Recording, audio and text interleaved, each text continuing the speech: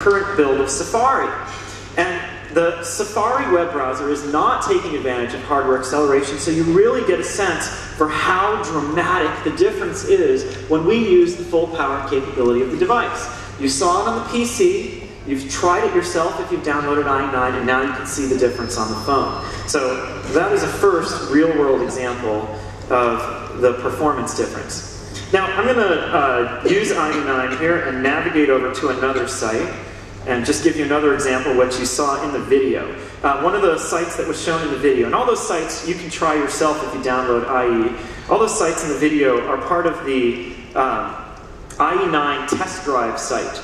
And one of the ones you saw was IMDb. So this is a mock-up of an HTML5 IMDb site that uses animations and rich user experience. And I want to show you how it looks and feels very smooth, just like what you saw on the desktop. I can touch these movies and navigate around. I can push the play button. And because the hardware acceleration makes this experience so smooth, the user, although they've just visited a website, it's almost indistinguishable from the experience you would get running a client app on the device. Now similarly, one of the other things that's cool about this, let me move my way around the carousel again here, is that the HTML5 standard supports a wide range of things, but one of the more valuable and important ones it supports is native support for video.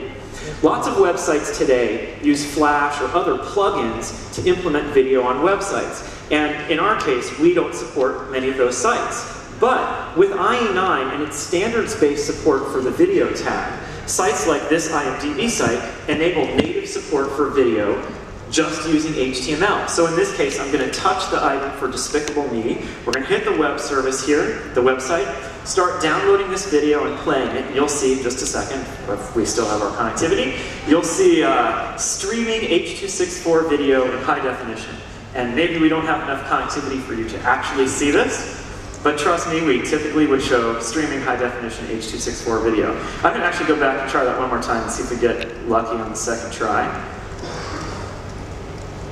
Yeah, we're not going to get lucky on the second try. Well, unfortunately, that didn't work. As I said, this is preliminary, not final code. We'll get all these kinks worked out before we ship it and make it available to users. But now what I want to do is switch over and give you one more demo example of the software that's going to be coming in this free update later this year. And that is walk you through a multitasking scenario.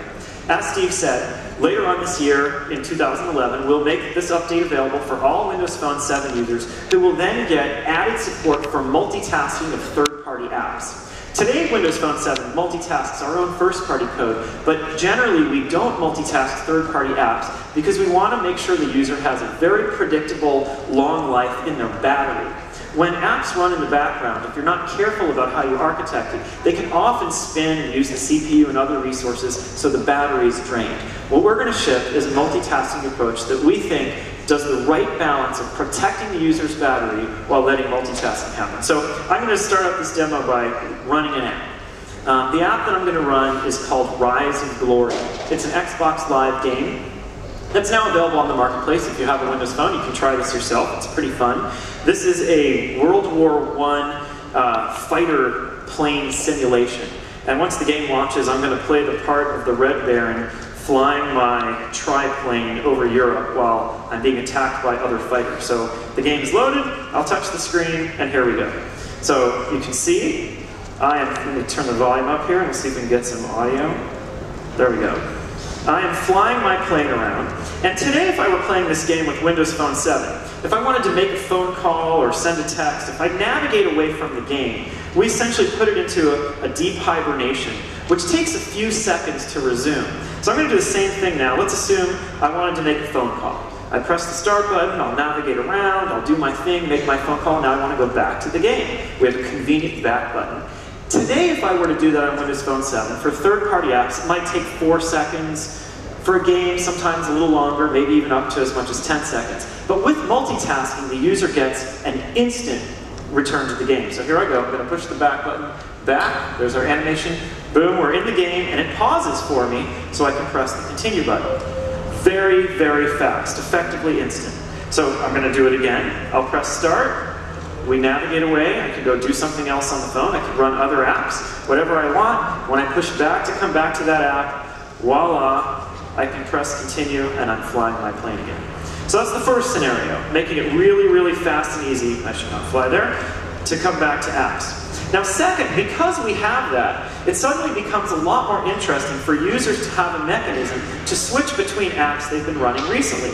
So we're adding a new user interface element later this year, which lets people have a task switching view from their back button. You could press back, back, back to go to apps you've been running, or you can press and hold back, which is what I just did, and we'll present a view of all the applications that you've been running recently. So you can see here, we set this phone up before the demo. I ran email, I ran Fruit Ninja, I ran Groupon on the phone.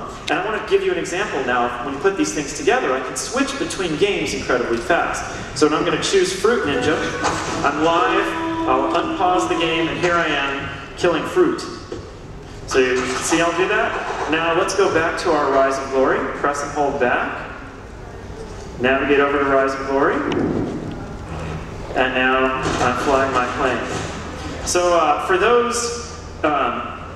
those teenagers with really long attention spans who want to try playing 2 games at a time, it will now be possible with fast task switching and our new task switching menu.